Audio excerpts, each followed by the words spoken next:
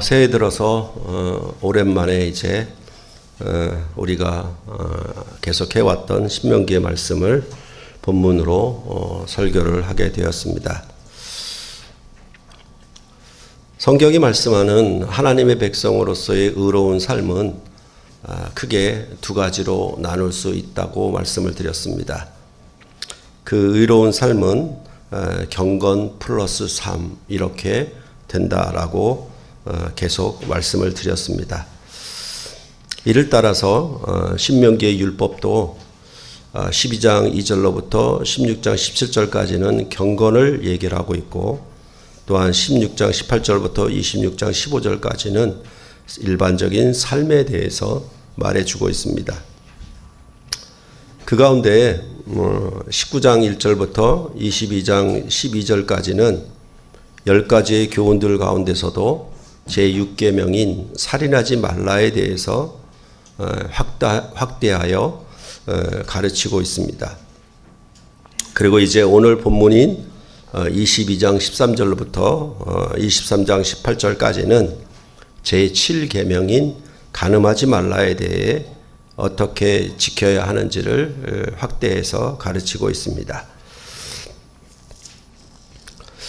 이러한 순서는 일전에도 말씀드렸던 것처럼 산상수훈의 6개의 명제를 얘기를 할 때 그대로 반영되어서 그 첫 번째가 살인하지 말라는 것이었고, 또한 두 번째는 간음하지 말라는 것에 대한 것으로 나온 것을 여러분들이 기억하실 것입니다. 이러한 각각의 계명에 대해서 여러분과 저는 서기관과 바리새인보다 더 나은 의의를 설명하는 것도 함께 했습니다. 더 나은 의의를 해석하기 위해서는 우리가 배웠던 더 충만한 의미로 중요하게 해석을 해야 한다라고 말씀을 드렸습니다. 이런 부분들은 모르겠어요. 지금까지 성경을 연구하면서 또 하나님의 말씀을 탐구하면서 왔는데 거의 큰 어떤 목표를 이루었다 할까요? 그래서 성경 해석에 있어서는 어느 정도 확실히는 장담할 수 없지만 어느 정점에까지 와 있지 않겠는가, 그렇게 생각을 하고 있습니다.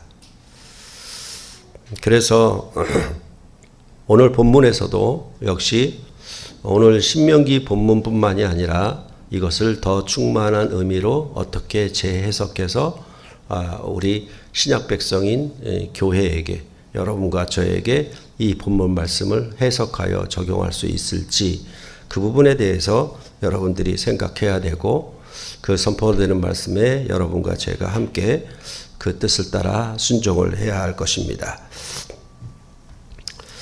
오늘 본문에 들어가기에 앞서서 우리가 전체적인 관점에 대해서 이미 신명기를 하면서도 한번 얘기해 본 적이 있는데, 여러분들이 다시 한번 생각을 해 봐야 할 것이 있습니다.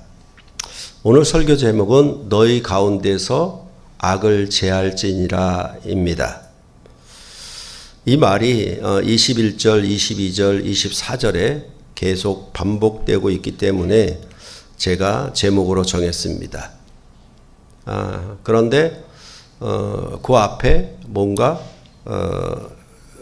주어져야 되겠죠. 그러니까 간음하지 말지니라에 대해서 말하면서 너희 가운데서 악을 제할지니라가 붙어 있다라고 생각하면 되고, 이 신명기의 전체적인 가르침은 너희 가운데서 악을 제할지니라는 것이 계속되고 있는 것입니다.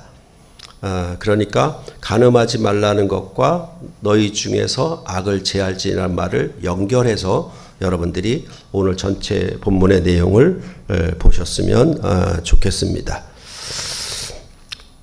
그런데 그것만이 오늘 본문의 핵심적인 의미를 담고 있다고 보지는 않습니다. 왜냐하면 그와 반대되는 것, 그러니까 어디 가운데서 악을 제거하는 것과 그와 다르게 오늘 본문에 반복되는 말이 나오는 것이 있는데 뭐냐 하면 19절에 평생에 버릴 수 없는 아내가 되게 하려니와, 즉 아내를 버리는 것은 악을 제거하는 건데 이 말은 뭐냐 하면 평생에 아내를 버릴 수 없게 하려니와 라고 되고 있어서 악을 제거하는 것과 반대 표현을 하고 있다라는 것입니다. 이 표현은 29절에도 나옵니다. 평생에 그를 버리지 못하리라 이렇게 나오고 있습니다. 여러분께 말씀을 드렸던 것처럼 악을 제거한다라고 하는 것은 분리를 시킨다라는 말인데, 그와 반대로 평생에 버리지 않는다는 말은 분리를 하지 않는다라는 말과 같기 때문에 오늘 본문에 있어서 이 부분, 평생에 아내를 버리지 않는 것, 이 부분을 여러분들이 좀 더 주목하고 오늘 본문을 보시는 것이 전체를 이해할 때 여러분께 도움이 될 것입니다. 또 하나 우리가 반드시 기초를 삼고 오늘 본문을 보아하는 것은 간음하지 말라는 제7계명에 대해서 확대하고 있다라는 얘기입니다. 간음하지 말라라고 하는 그 계명에 대해서 어떤 면, 어떤 경우, 어떤 사건, 어떤 관계에서 그 간음하지 말라고 하는 계명이 적용되고, 그런 경우에 간음하지 말라는 말씀이 그들에게 어떤 판단이 주어지는 근거가 된다는 사실에 대해서 여러분들이 생각을 하면 좋겠습니다. 그런데 이 전체적인 내용 가운데 이것을 오늘 나오는 여러 가지 그 경우 사건들에 대해서 어떻게 생각하냐 하면 전부 개인의 어떤 일탈, 개인의 어떤 잘못, 그것으로만 생각하기 쉽습니다. 성경이 말을 하는 것은 애초에 여러분께 말씀드렸던 것처럼 성경은 언약책입니다. 그렇기 때문에 언약을 중심으로 오늘 나오는 본문들을 다 보아야 하는 것입니다. 그런 것은 바로 성경이 말하는 하나님과 백성의 관계는 언약 관계이기 때문에 그렇습니다. 그래서 우리가 창세기를 봤을 때도 창조주와 피조물, 신과 인간 이렇게 보지를 않습니다. 물론 그렇게 보는 관점도 있긴 있는데 중심은 뭐냐 하면 하나님과 그 백성의 관계가 창조주와 피조물, 신과 인간 이렇게 보는 것이 아니라 하나님과 그 백성의 관계를 언약으로 관계를 해서 본다라는 말입니다. 그 점을 여러분들이 좀 잘 생각을 하고 보셔야 할 것입니다. 그래서 하나님의 형상은 남자와 여자를 창조하심에서 나타났다라고 창세기는 말해주고 있습니다. 그러니까 우리는 어떤 형상이라고 하면 어느 독립된 하나의 객체라고 생각을 하기 쉬운데 성경은 하나님의 형상에 대해서 말할 때 그거를 독립적인 객체로 설명하는 게 아니라 남자와 여자를 창조하심에서 하나님의 형상이 새겨졌다라고 말을 하고 있는 것입니다. 그러니까 남자와 여자를 창조하심에 있어서 그 말의 표현이 뭐냐 하면 둘의 언약 관계이듯이 하나님의 형상도 언약 관계로 이해를 해야 한다라는 의미가 창세기에 있다라는 말입니다. 그리고 그 창조의 목적은 지으신 모든 만물을 다스리게 하는 데 있다라고 창세기는 말해 주었습니다. 그렇기 때문에 하나님의 심판은 이 남자와 여자의 관계를 파괴하는 음행일 때, 음행이 일어났을 때 하나님의 심판이 임하게 되어 있는 것입니다.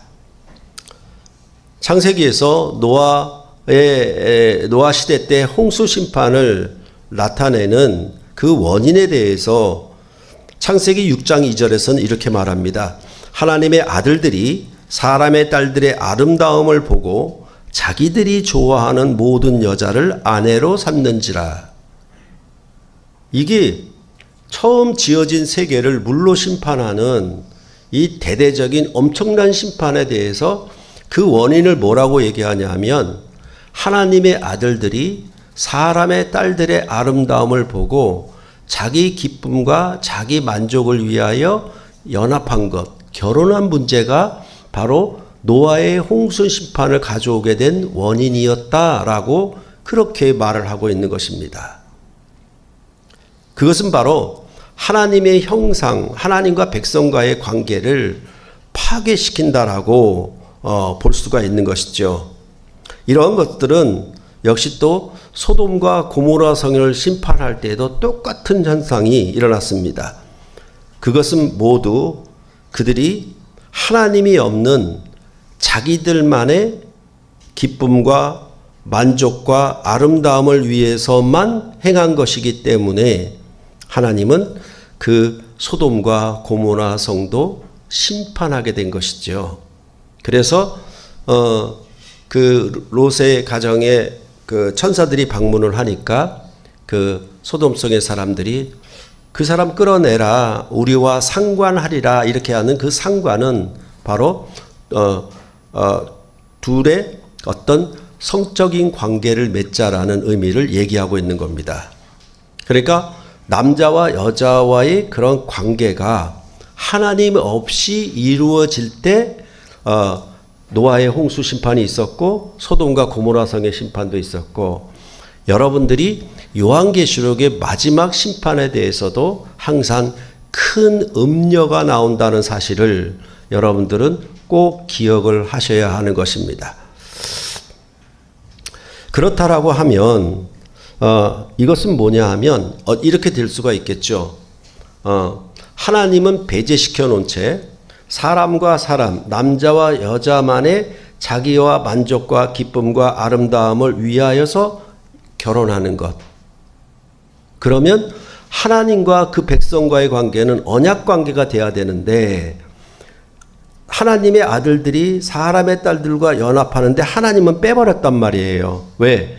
자기 기쁨과 자기 만족과 자기 아름다움을 위해서 연합했으니까 하나님과 하나님의 아들들의 관계가 파괴된 것이죠. 그것을 뭐라고 얘기하냐면 성경은 음행이다라고 얘기를 하는 거예요. 그러니까 이런 모습들이 이제 성경 전반에 펼쳐지고 있는 겁니다. 그래서 쉽게 얘기하면 이렇게 얘기할 수 있죠. 이렇게 노아 시대 때 하나님의 아들들이 사람의 딸들과 연합하고 그것을 기뻐하니까 하나님이 뭐라고 그러냐면 내 영이 너희들과 함께 하지 않을 것이다 라고 말을 하는 겁니다. 이게 무슨 관계냐면 남자와 여자는 엄연히 다릅니다. 늘 말씀드렸듯이. 그러면 남자와 여자를 묶어주는 하나가 되게 하는 게 뭐냐면 영이에요. 그 영을 사랑이라고 얘기를 해보십시오. 남자와 여자는 엄연히 다릅니다. 엄연히 다른데 그 둘을 하나가 되게 하는 건 영이고 사랑이에요. 그런데 이 사랑이 없으면, 영이 없으면 둘의 관계도 없는 거예요, 사실은. 다시 말해서 하나님과 그 백성의 관계가 영으로 연합이 돼야 되는데 하나님의 아들들이 영이 없이 자기들끼만 좋아하고 자기들끼만 기뻐하는 거예요. 그러니까 하나님과 함께하는 영이 없어지게 만드는 거죠. 다시 말해서 남자와 여자가 서로 기뻐하는데 어떻게 하냐면 만족하는데 어떤 성적인 관계를 갖는데 사랑 없이 돈을 주고받듯이 관계를 하게 되면 그건 뭡니까? 온전한 언약 관계가 아니라는 의미가 되는 것입니다. 어떤 성적인 욕망을 충족시키기 위한 돈을 주고 사는 행위일 뿐 그 남자와 여자가 언약 관계로 맺어지는 건 아니라는 겁니다. 그것은 곧 뭐냐? 죄다.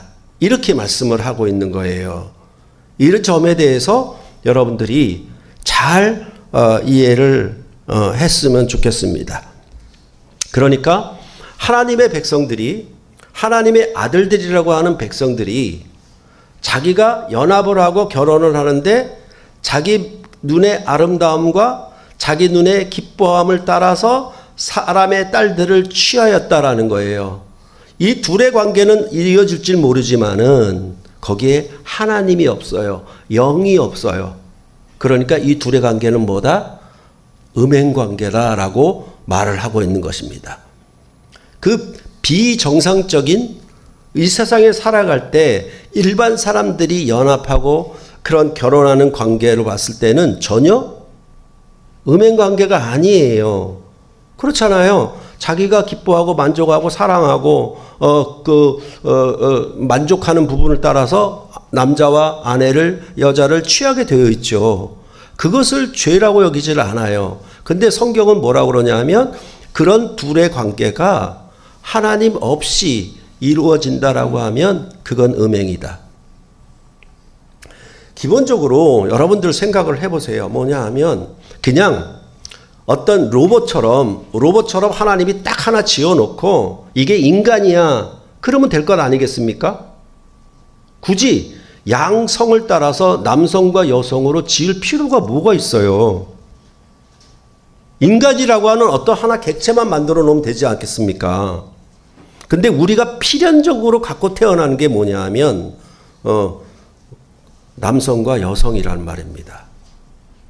남자와 여자의 창조예요. 그 말이 가지고 있는 의미가 뭐냐 하면 이 둘은 남자와 여자는 언약 관계로 맺어질 수밖에 없는 존재로 지었다라는 얘기예요. 다시 말해서 홀로 단독으로 존재할 수 있는 인간이 아니라는 얘기가 거기 깔려 있는 겁니다. 완전히 서로 다른 객체인 남자와 여자로 지음을 통해서 반드시 무엇을 목표로 하냐면 남자와 여자가 언약 맺음에 대해서 목표를 하고 있는 거예요. 그게 하나님의 사람 지으심이에요. 사람 창조예요. 그 점을 여러분들이 언약을 따라서 잘 생각해 보면 좋겠습니다. 이제 그렇게 우리가 오늘 본문을 볼 때 이런 점들을 기초를 딱 바탕을 삼고 보시면 되겠습니다. 그러면 첫 번째 경우가 13절부터 21절까지 나오는데 13절과 14절에 보면은 누구든지 아내를 맞이하여 그에게 들어간 후에 그를 미워하여 비방거리를 만들어 그에게 누명을 씌워라고 하며 남편이 아내를 혐오함으로 학대하고 중상모략을 하여 내쫓으려고 하는 경우를 말을 하고 있는 것입니다. 남편이 아내에게 누명을 씌운 것은 바로 아내의 순결, 신부의 순결을 문제 삼은 것입니다. 아내의 처녀성을 문제 삼은 것입니다. 이 일에 부모가 나섭니다. 당사자가 나서는 게 아니라 부모가 나서서 처녀의 표적이 있는 자리옷을 이제 성읍 장로들에게 그 옷을 제출을 하는 것이죠.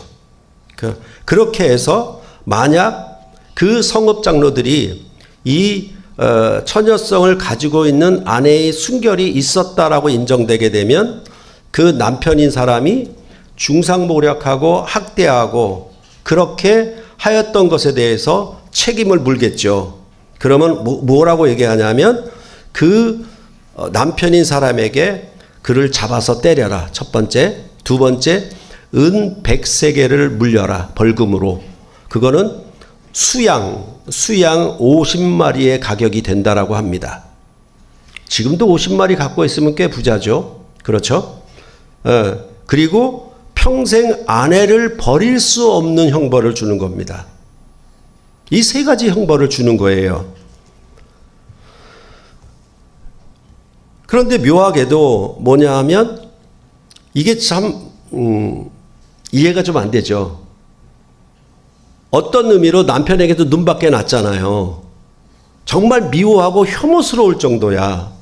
그리고 비방거리를 만들어 학대할 정도고 그에게 억울한 누명까지 씌워서 내보내려고 했으면 그게 좋은 관계가 되겠습니까? 앞으로?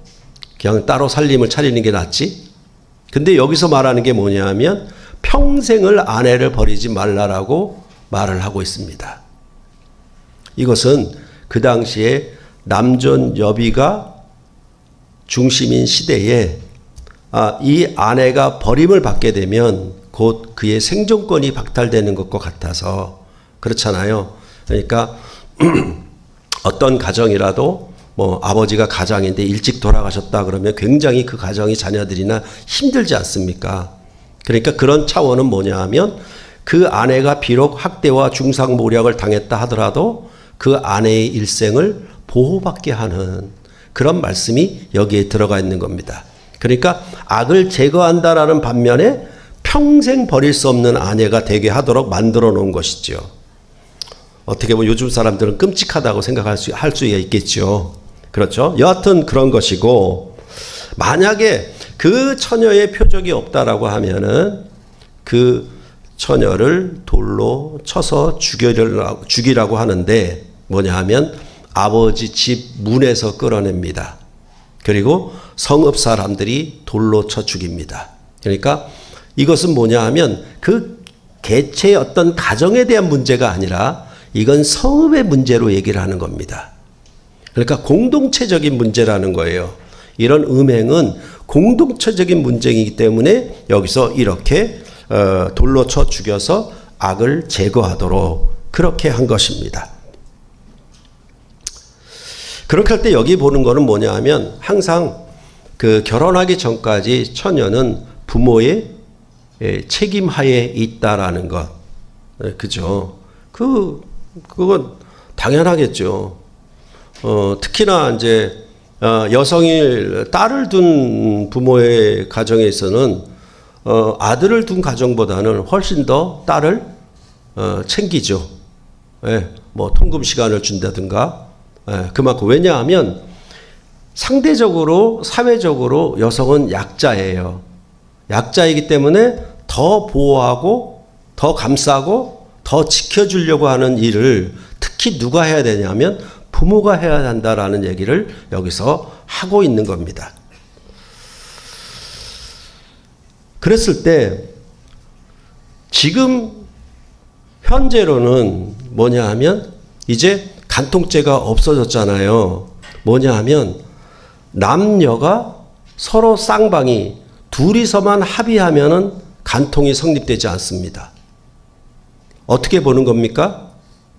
그걸 공동체적 시각이 아니라 두 사람만의 합의만 보는 거예요. 그러면 그것을 간통죄로 처리를 하지 않는 겁니다. 뭐냐 하면 공동체와 그 두 사람의 관계는 끊어놓고 말을 하는 거예요. 그게 현재 시행되고 있는 법인 것입니다. 그래서 쌍방 합의가 되면은 그것을 간음죄로 처벌하지 않습니다. 더구나 혼전 순결이 무시당하는 현 세대의 인식과 여기 처녀의 표적, 처녀성을 구하는 것은 굉장히 다르죠. 그래서 무분별한 그런 관계들이 마구잡이로 이루어지는 데 있어서 이것이 보편적이고 일상적이다 보니까 그게 정상이고 혼전 순결을 가진 사람은 비정상이고 이렇게 세태가 바뀌는 겁니다. 그것은 바로 현대가 음란한 세대이기 때문에 그렇습니다. 항상 언약이라고 하는 관점에서 남자와 여자가 둘로 하나가 이루는 그런 언약 관계가 맺어지는 것은 언약을 체결한 후에 맺어지는 것인데 그 언약 관계가 없이 둘의 어떤 욕망이나 욕정으로 관계가 이루어지게 되면 뭐가 있습니까? 쌍방이 서로 아무런 책임의식을 갖지 않습니다. 아무런 보호의식도 갖지 않습니다. 거기에 남는 것은 두 사람 사이에 어떤 일순간의 욕정만이 남아있는 겁니다. 그러니까 쉽게 만났다가 그거 채우면 사라지고 깨지고 다른 사람 만나는 방식으로 진행되고 있는 것이죠. 그렇게 해서 결국은 전체적으로 음란한 세대가 되는 거예요. 나도 그렇고 너도 그렇고 쌍방의 누구에게든지 책임을 지려 하지 않는 세태가 되고 만 것입니다. 그냥 일순간에 사람의 아름다움, 딸들의 아름다움만 보고 취하는 관계로 끝나버리는 것이죠. 그러니까 어떻게 됐냐면 그 둘의 관계는 언약은 배제시켜 둔 채 둘의 어떤 욕망만이 남아있다라는 거예요. 그게 바로 언약을 중심으로 생각을 안 한다는 겁니다. 그런 점을 여러분들이 생각을 해야 할 것입니다. 두 번째는 어떤 남자가 유부녀와 동침한 경우인데 이거는 뭐 따져볼 필요가 없어요. 두 사람 다 죽여야 됩니다. 돌로 쳐 죽여야 되는 것이죠. 그래서 이스라엘에서 악을 제거합니다. 세 번째는 처녀인 여자가 남자와 약혼한 후에 어떤 다른 남자와 동침하면 역시 둘 다 성읍문으로 끌어내어 돌로 쳐 죽여야만 합니다. 그래서 악을 제거하는 겁니다.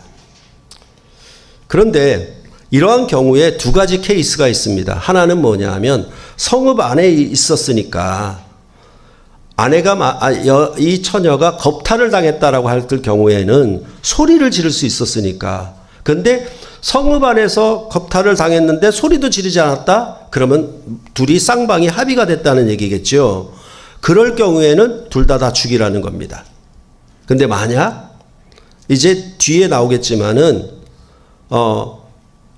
들에 나가 있는데 사람이 없어.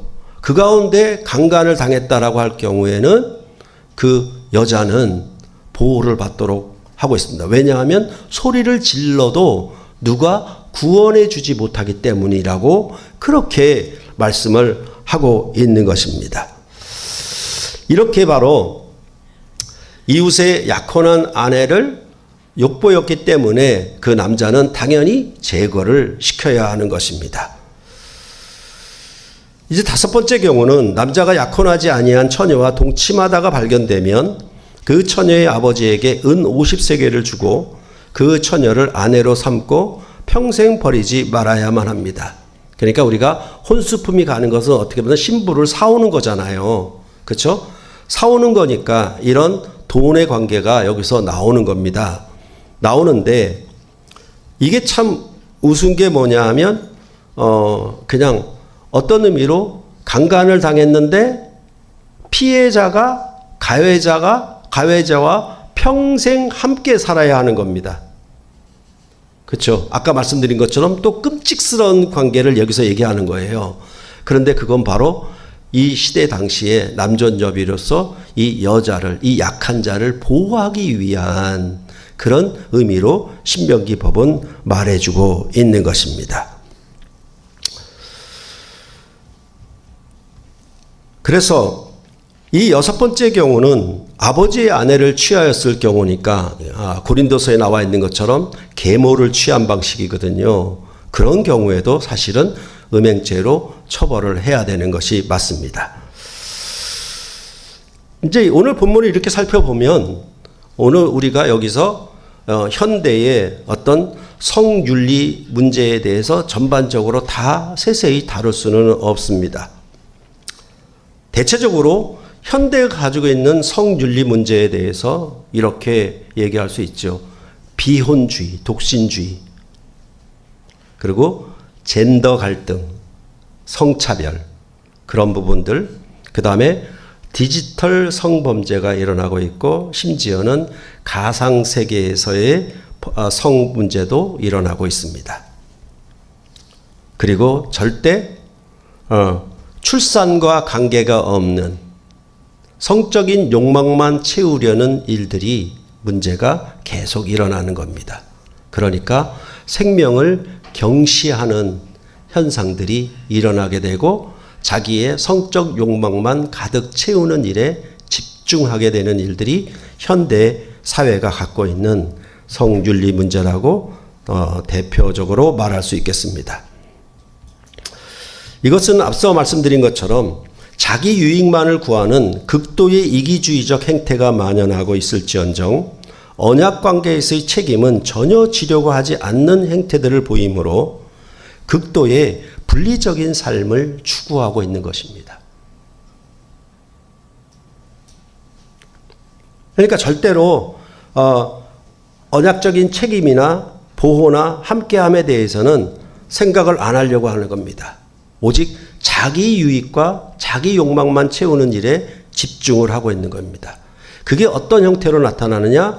비혼주의, 독신주의 형태로 자기만 생각하는 그런 형태로 나와 있는 것입니다. 그래서 가만히 생각해 보면은 사실은 뭐냐 하면 아까도 말씀드렸지만 남자와 여자를 창조하지 말고 그냥 인간이라는 한 존재를 창조해 버리지.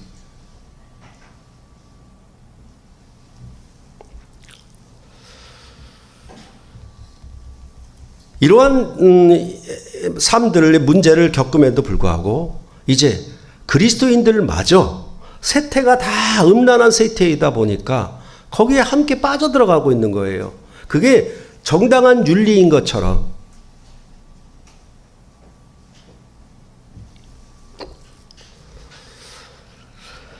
여러분과 제가 오늘 본문을 통해서 꼭 다시 봐야 할 것은 산상수훈에서 간음하지 말라라고 하는 제7계명에 대해서 예수님이 가르치신 말씀이겠죠. 그것을 여러분께 더 나은 의로 더 충만한 의미를 통해서 말씀을 드렸던 것을 기억하실 것입니다. 마음의 음욕을 품는 것까지 말씀하심은 우리에게 더 무거운 멍에를 매게 하려는 것이 아니라 예수 그리스도의 죄사함으로 말미암아 마음과 몸까지 온전한 관계로 사는 새 언약 백성의 삶이 임했다는 복을 선언하고 있기 때문에 그런 것입니다. 주인과 종의 관계에서 종은 주인에게 마음까지 충성할 필요는 없습니다.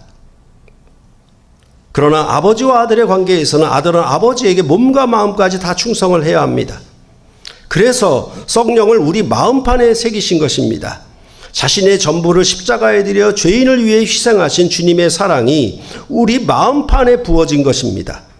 그 하나님의 사랑이 성령을 통해 아버지와 아들의 관계를 묻게 하듯이 이제 교회는 성령이 거하는 성전으로 하나의 공동체가 되었다라고 말씀을 하고 있는 것입니다. 그러니까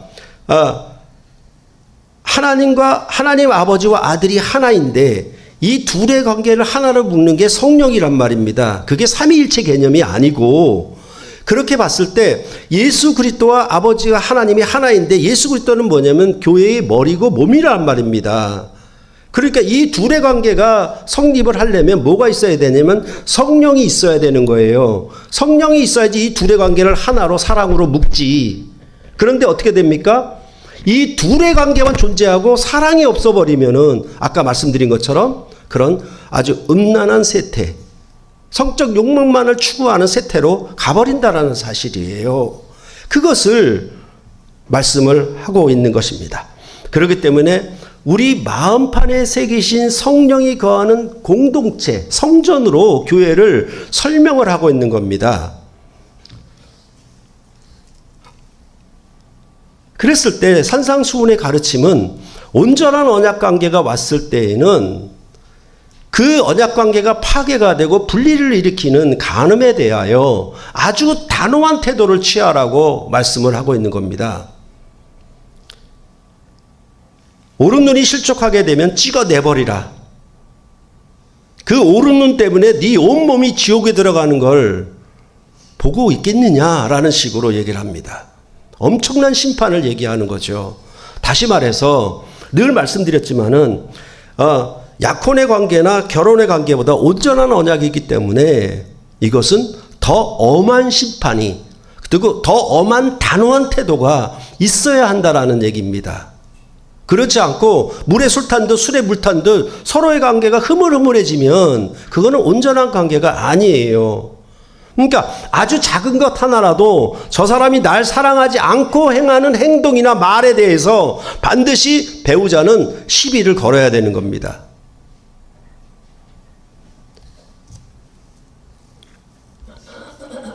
또 하나 여러분과 제가 오늘 본문을 통해 보아야 할 말씀은 바로 요한복음 8장의 현장에서 간음한 여인, 이 여인에 대한 사건입니다. 서기관과 바리새인들이 음행중에 잡힌 여자를 끌고 와서 가운데 세웠습니다. 오늘 신명기 말씀에 나오는 것처럼 성읍 장로들 앞에 세운 것과 같습니다.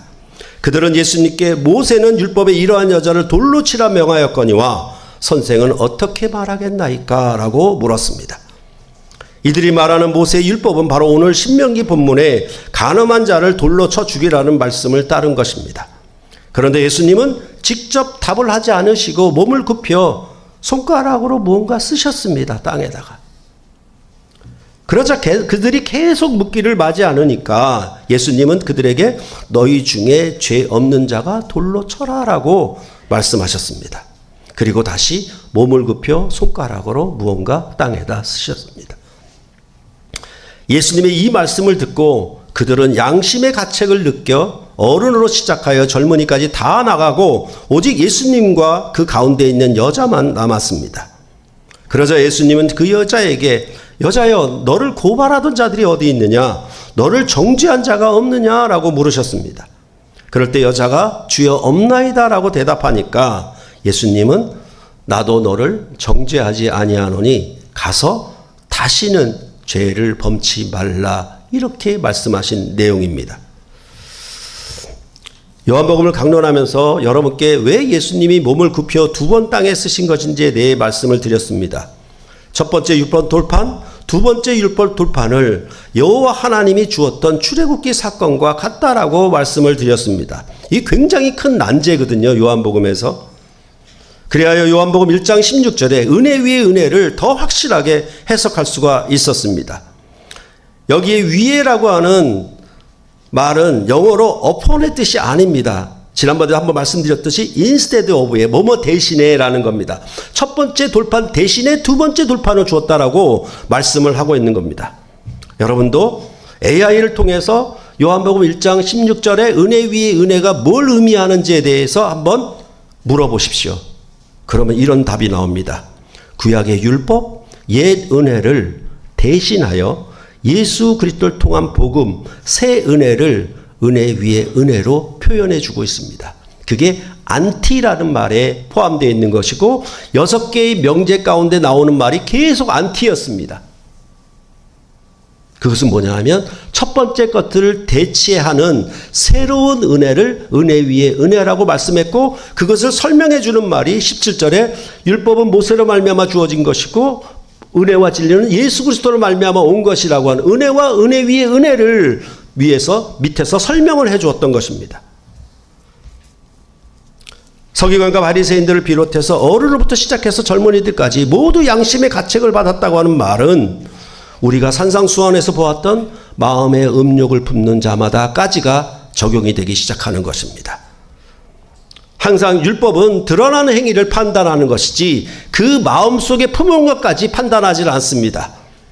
우리가 이 나라의 국가법으로 살아갈 때에도 율법은 이 세상의 국가법과 비슷해서 뭐냐 하면 드러난 행위를 판단할 뿐이지 마음속에 무슨 마음을 품고 있는지에 대해서 일일이 추적해서 지적해서 국가법은 판단하지 않습니다. 그런데 이제 예수 그리스도 안에서 그가 주신 새 언약의 관계는 몸과 마음이 온전히 하나 된 관계이기 때문에 드러난 몸만 판단하는 것이 아니라 그 안에 있는 마음까지 심판을 하게 되는 것입니다. 다시 말해서 그것은 항상 우리가 생각할 때 부부가 살아갈 때 항상 뭘 묻냐면 사랑을 묻는 거나 똑같은 거예요. 마음판에 심어진 것이 사랑이냐 묻는 거죠. 그것은 오히려 드러난 행위보다 더 중요해요. 어찌 봐서는. 이에 대해서 사도 바울은 고린도후서 3장 2절로부터 3절에 이렇게 말합니다. 너희는 우리의 편지라 우리 마음에 썼고 무사람이 알고 있는 바라.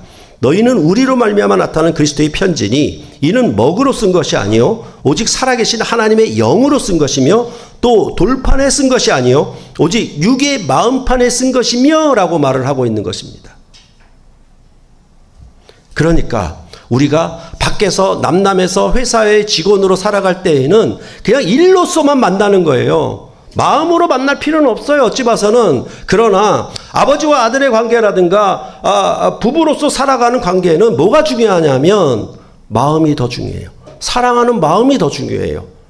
남자가 좀 남편이 돈 좀 못 벌어오고 좀 빠릿빠릿하지 못하다 하더라도 가장 중요한 거는 뭐냐 하면 그 마음판에 새긴 사랑이 중요한 거예요. 그런데 회사에서는 직원에게 네가 회사를 얼마나 사랑하느냐 그걸 묻지 않아요. 네가 일 잘하느냐만 물어요. 그게 율법의 성격이란 말입니다. 그러나 그리스도 안에 주신 그가 죄사함으로 주신 이 새 언약의 관계는 이제 마음과 몸이 하나가 되는 관계를 이루었다라고 말씀을 하고 있기 때문에 양심의 가책, 마음의 음욕을 품는 것까지 묻고 있는 거예요.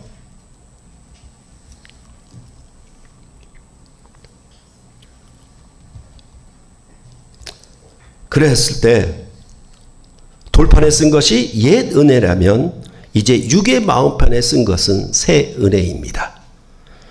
마음과 몸이 분리되지 않는 새로운 언약관계가 임했다라고 성경은 말하고 있는 것입니다.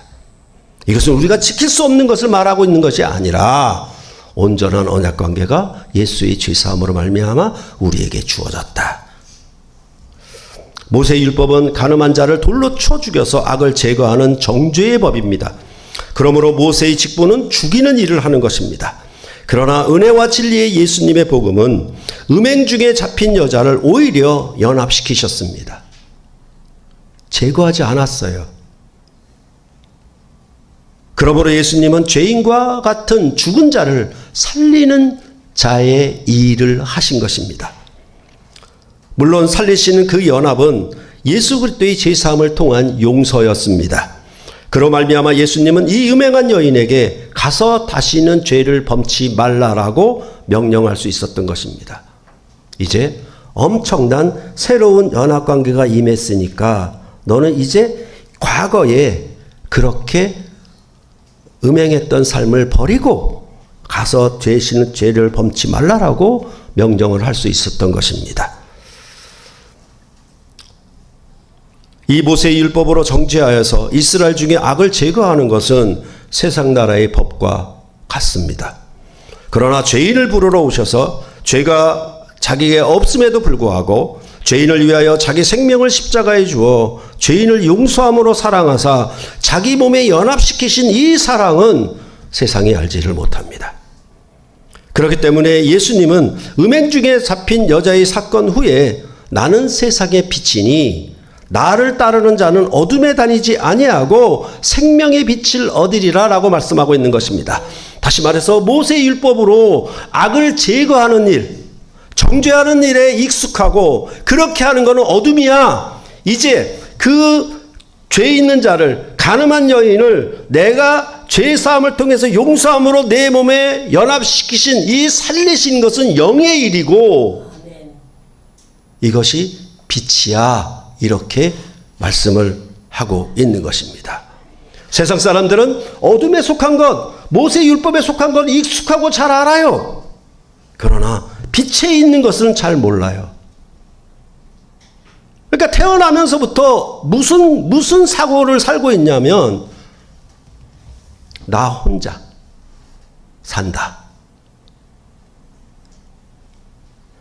바울 사도가 말하는 독신주의는 이 세상의 비혼주의, 나 혼자 산다가 아니에요. 근데 우리는 뭡니까? 저마다 다 이제 혼자 사니까, 저마다 다 원룸에 살고, 저마다 다 혼자 가서 밥상 혼자만 찾아서 식당에서 먹으니까, 이게 전부 익숙하니까 뭐냐 하면, 혼자라는 것에 대해서 정당하다는 생각을 갖고 있는 것입니다. 다시 물어보십시오. 남자와 여자입니다. 어떤 중성의 객체의 인간이 아니에요.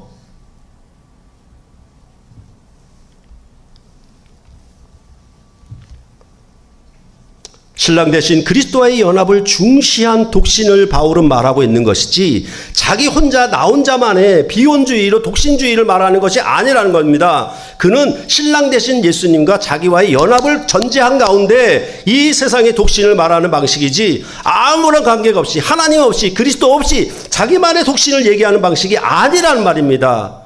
그런데 세상은 이것을 띄워주고 있죠. 그런 사람들이 많으니까 모든 프로그램이나 모든 제품들이 그쪽으로 쫓아가게 돼 있는 겁니다.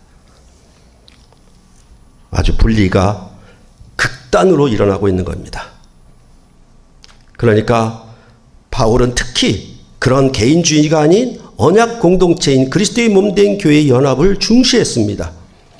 분리와 차별이 아닌 겸손한 마음으로 참여하여 협력함이 바로 이 세상의 빛이라고 말을 하고 있습니다. 그러니까 주변의 모든 사람들이 독신이고 나 혼자 산다. 그러니까 모든 것이 다 오르니까 정상적으로 보이는 거예요. 민주주의는 더 그렇겠죠. 다수결이 원리니까. 그게 비정상인 걸 몰라요. 혼전 순결이 비정상이 돼버리고 만 것처럼. 그랬을 때 에베소서 4장 32절에 말하는 것처럼 서로 친절하게 하며 불쌍히 여기며 서로 용서하기를 하나님이 그리스도 안에서 너희를 용서하심과 같이 해라. 왜 자꾸 떼어내는 관계만 만드냐? 왜 자꾸 분리내는 악을 제거하는 방식으로만 모세 율법으로 정죄의 법으로만 사느냐? 그래서 부모와 자녀의 관계도 떨어지고 자기 혼자만 객으로 살아가지고 혼자가 되니까 뭡니까? 이제 반려동물이 들어오는 거죠. 웃기는 거죠, 아주. 그게 어둠이라는 걸 몰라요. 어떻게 해서든지 사랑으로 용서하여 연합하여 하나가 되는 것이 빛이라는 걸 몰라요. 그러니까 애초부터 우리는 뭡니까? 눈을 내리깔고 아무도 쳐다보지 않고 나만 생각하고 내 귀에만, 내 모습에만, 나만 거울 보고 나만 핸드폰 보는 삶을 살기로 작정한 것입니다. 그게 뭐냐? 어둠이다. 놀라운 것은 그렇게 자기들이 택해놓고 외로움은, 쓸쓸함은 한꺼번에 닥쳐요. 밤마다 외롭죠.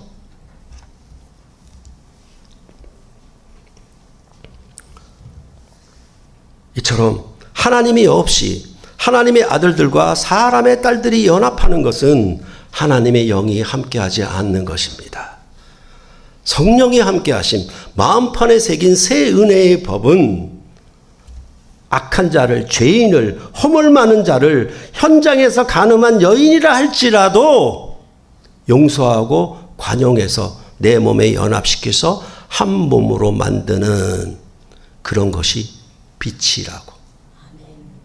내 성격이든지 내가 타고난 본성이든지 그건 다 육체의 본성이니까 갖다 버려요. 쓰레기처럼 버려요. 그리스도 안에서 성령이 내 마음에 하면 새로운 본성이 임하여서 어떻게든지 참여하고 연합하여 하나를 이루려고 하는, 정말 나는 저 사람 꼴도 보기 싫어. 그래서 어떡합니까? 미워하여 비방거리를 만들어 누명을 씌워서 버리려고 하는 일들에 대해서 우리는 너무나 익숙하다는 겁니다. 그게 아니에요. 그런 어둠 속에서 여러분과 저는 세상의 빛이 되어야 하는 것입니다. 그렇게 부름을 받았습니다. 그러니까 그리스도가 세상에 오신 것처럼 우리도 그렇게 빛으로. 왜 교회에 왔는데 한마디도 안 하고 삽니까? 누가 나 건드리는가 보자 하고 딱 이렇게 하고 있지. 와서 목사가 와서 인사해도 이런 식이지. 그게 어둠이고 그게 죄고 그게 분리라는 것, 극도의 개인주의라는 것에 대해서 알지를 못합니다. 왜? 세상에서 익숙하니까, 보이니까. 그리스도 안에 있는 건 안 보이니까 그렇습니다. 얼마나 불쌍하고 안타깝고 비참한 삶입니까? 이것을 벗어버리고 이것을 제하여 버리고 이제는 살리는 역할, 둘과 둘의 관계, 셋과 셋의 관계가 서로 연합하여 살리는 관계. 그래서 뒤에서 수군거리지 말라는 거예요. 뒤에서 비방하지 말라는 거예요. 아무리 자기가 억울하고 답답하고 서운해도 전달하지 마세요.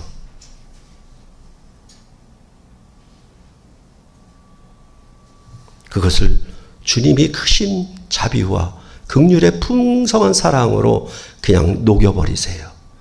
그것을 받은 자는 할 수 있어요.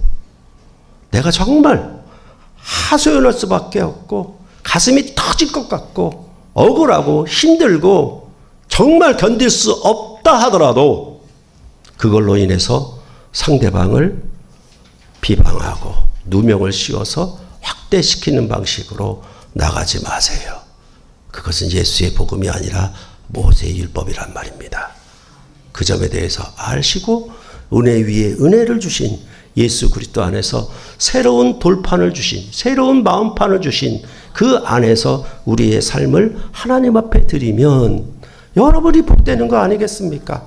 막혔던 관계가 뚫리고 갇혔던 그 담이 헐리고 그것이 예수 그리스도의 십자가 사역을 이룬 것인 것처럼 여러분 안에서 우리의 삶 안에서 그것이 이루어진다면 부모와 자녀와의 관계, 자녀들과의 서로 관계, 그리고 가정과 가정과의 관계, 그것이 교회 안에서 온전한 연합으로 하나를 이룬다면 그게 천국이고 복이라고 성경은 우리에게 말씀을 하고 있는 것입니다. 그렇기 때문에 그리스도인들은 그저 결혼식을 할 때에도 세상 사람들은 자기 마음에 좋는 것, 신랑 신부가 좋아하는 것만 해요. 거기에 뭐가 없냐면 없어요. 자기 둘만 있어요. 근데 그리스도인들이 따라가요. 왜? TV에서 그렇게 하는 거 보니까 재미있고 좋고 기쁨인 것 같거든. 그러니까 자기들이 다 해버려. 근데 뭐가 없느냐? 그리스도가 없다라는 얘기입니다. 하나님이 없다라는 얘기예요.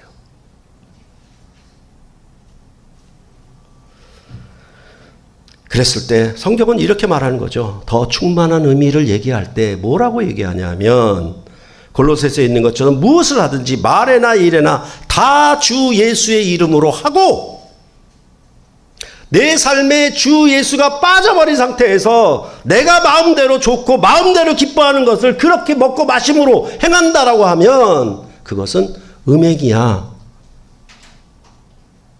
무엇을 하든지 다 주 예수. 남편이 직장을 나가서도 무엇을 하든지 다 아내의 이름으로 하는 것처럼 그게 연합관계를 나타내는 삶이라고. 단순히 육체적인 간음을 행했냐 안 했냐를 성경은 말하는 게 아니라 내 모든 삶에서 주 예수 이름이 지워졌다라고 하면 그것은 바로 음행이야 라고 얘기를 하는 겁니다. 그거는 남편을 무시하는 거야 라고 얘기를 하고 있는 것입니다. 그런 언약관계를 떠났다라고 얘기를 하고 있는 겁니다. 이 부분이 바로 골로새서 3장 17절에서 무엇을 하든지 말에나 일에나 다 주 예수의 이름으로 하고 그를 힘입어 하나님 아버지께 감사하는 삶. 이게 우리에게 복으로 선언되었다라고 말씀을 하고 있는 것입니다.